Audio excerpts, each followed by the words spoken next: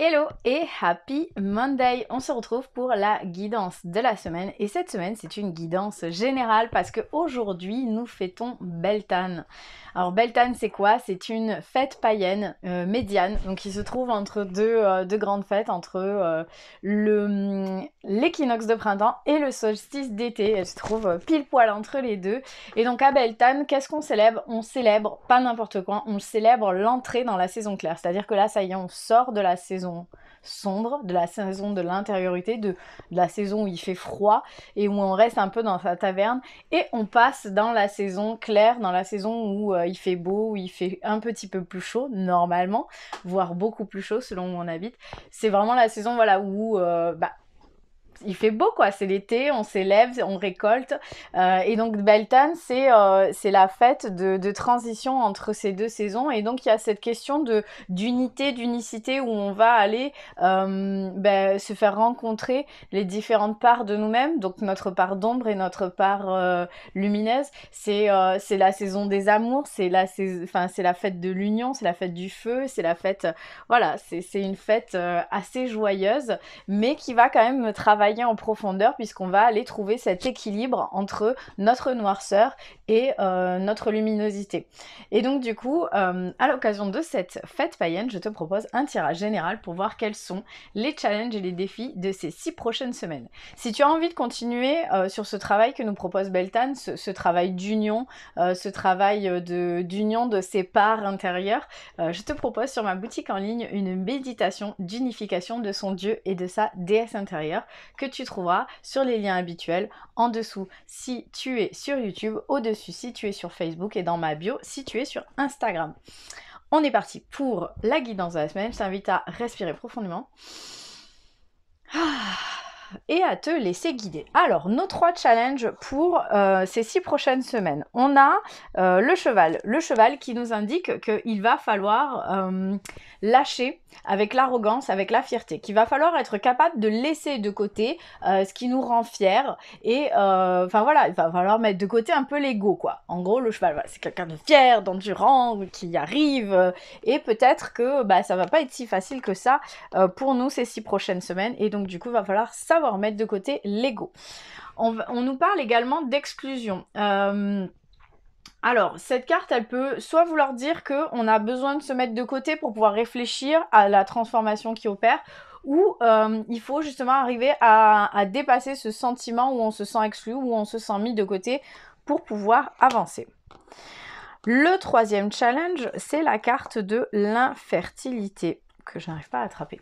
Là, la carte de l'infertilité. Donc, c'est ce cercle vicieux ou invertueux dans lequel on est et au milieu duquel il ne se passe rien, il n'y a pas de vie, il n'y a rien qui en découle. Et c'est peut-être à ce niveau-là qu'il va falloir lâcher la fierté, l'ego et l'arrogance et se dire « Ok, là, je suis dans un endroit où je me sens seule, où il n'y a rien de bon qui en découle et donc du coup c'est arriver à faire les choses différemment pour que le cercle devienne fertile et que donc du coup je sorte justement de ce côté où je me mets à part et où je me sens pleine d'arrogance, pleine de fierté, où je me sens plein d'arrogance, pleine de fierté.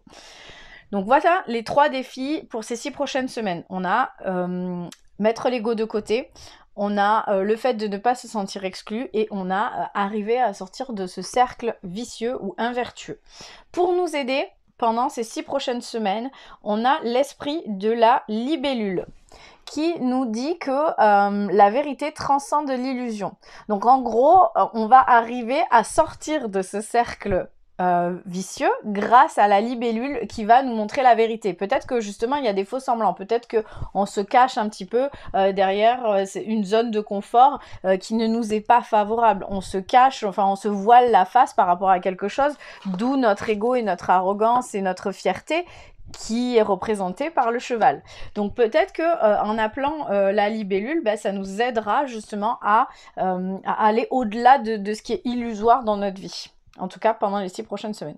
Ce qui va être aidant aussi, c'est l'esprit du lézard qui nous invite à rêver le monde en devenir. Donc là, encore une fois, on sort de l'infertilité, on sort de ce qu'on connaît déjà pour avancer vers quelque chose qui n'est pas encore là, mais qui arrive. En tout cas, c'est quelque chose qui nous fait rêver, que l'on souhaite. Et donc, du coup, si c'est quelque chose qui est différent, il va forcément falloir penser différemment, sortir de ce dont on a l'habitude, sortir de l'ego pour aller vers l'avenir, vers ce que l'on souhaite, vers ce qui nous plaît. On le fait avec le cœur, on le fait avec l'intuition et on le fait pas avec la logique, on le fait pas avec le mental. Et donc du coup là-dessus on pourra appeler l'esprit du lézard. Ce qui va être bloquant pour nous pendant ces 6 prochaines semaines et pour faire face à ces défis, c'est l'esprit de la fourmi. L'esprit de la fourmi qui nous parle de collaboration et de travail en équipe. Et donc du coup, on rejoint l'exclusion. On aura peut-être besoin justement d'arriver à ne pas être dans la collaboration, mais vraiment à s'isoler un petit peu sans pour autant se sentir exclu pour pouvoir traverser ces défis, pour pouvoir penser au nouveau monde, pour pouvoir sortir de ce cercle vicieux. On aura besoin de le faire soi-même et pas avec les autres. C'est vraiment un travail de transformation intérieure, profond et personnel. La deuxième carte qui va être bloquante, c'est l'esprit de la guêpe qui nous dit que parfois la vie nous pique au vif. Et donc du coup, peut-être qu'on va être piqué au vif, hein, parce qu'il y a quand même le défi, c'est quand même la fierté, c'est quand même l'ego, c'est quand même voilà ce qu'on a à l'intérieur de nous. Et donc du coup, on va certainement être piqué au vif en nous demandant de sortir de cette zone de confort, de sortir de ce cercle vicieux, de ce cercle invertueux avec l'infertilité. Et donc du coup, ça va être bloquant pour nous parce qu'on va être déstabilisé. Hein. On est piqué au vif, donc on est déstabilisé. Donc voilà pour ce qui est aidant, voilà pour ce qui ne l'est pas. Et au niveau des messages du corps, du cœur et de l'âme, on a la carte recevoir pour la carte de l'âme, donc qui nous invite justement à arrêter de donner, ou en tout cas de se donner à soi ce qu'on l'on souhaite donner aux autres, et surtout d'accepter de recevoir la main qui nous est tendue. C'est-à-dire que si on tombe sur cette carte, c'est qu'on a tendance à donner, mais quand quelqu'un nous propose son aide, on est là, non, c'est bon, je peux y arriver tout seul, ou je peux y arriver tout seul. Non, là vraiment, c'est accepter la main qui est tendue, c'est accepter de recevoir l'aide qui nous est apportée, que ce soit d'une personne, que ce soit de l'univers, que ce soit de la vie autour de nous qui conspire pour nous aider. Voilà, c'est accepter de recevoir ce qui nous est tendu. La carte du cœur, elle nous parle d'amour propre, donc il y a vraiment ce travail sur soi, hein. Cette carte, elle nous explique en fait que l'amour, ça commence d'abord pour soi. C'est-à-dire que l'amour ne peut exister que si on est capable de s'aimer soi-même. C'est l'essence de l'amour, c'est cette bienveillance que tu as pour toi-même et que tu te portes chaque jour. Aime-toi, honore-toi et chéris-toi. Voilà. Donc l'amour, c'est d'abord pour soi et ensuite pour les autres. Et le corps nous parle d'addiction. Donc il y a quelque chose, voilà, il y a une petite addiction qui est en train de grignoter ton corps et ton corps t'invite à commencer à la raisonner par des actions simples et quotidiennes. Donc à voir ce que c'est que cette addiction. Est-ce que c'est une addiction alimentaire? Est-ce que c'est une addiction à la consommation de quelque chose en particulier? Est-ce que c'est une addiction par exemple une dépendance émotionnelle? À voir ce que ça peut être et qui a tendance en ce moment à être très présente dans ta vie et qu'est-ce que tu peux justement faire par rapport à ça.